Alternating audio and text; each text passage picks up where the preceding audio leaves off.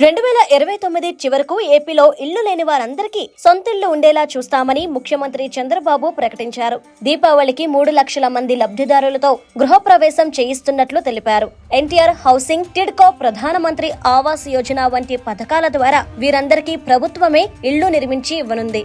ముందుగా 2 లక్షల ఇళ్లు సంక్రాంతి నాటికి పూర్తి చేసి ఇవ్వాలని అధికారులు శరవేగంగా పనులు చేయిస్తున్నారు.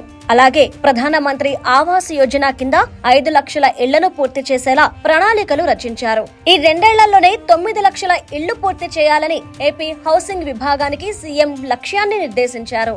రాష్ట్ర వ్యాప్తంగా గృహ నిర్మాణ శాఖ నిర్వహించిన సర్వేలో 6 లక్షల మందికి గృహ అవసరాలు ఉన్నట్లు ప్రభుత్వం గుర్తించింది. గత ప్రభుత్వంలో ఇంటి పట్టాలు పొంది ఇళ్ల నిర్మాణాలను మొదలుపెట్టిన వారు త్వరగా నిర్మాణాలు పూర్తి చేసేలా అదనపు ఆర్థిక సాయం అందిస్తోంది. ఆర్థిక సాయం అందిన తర్వాత కూడా ఇళ్ల నిర్మాణాలను మొదలు పెట్టకపోతే వారికి నోటీసులు ఇవ్వనున్నారు.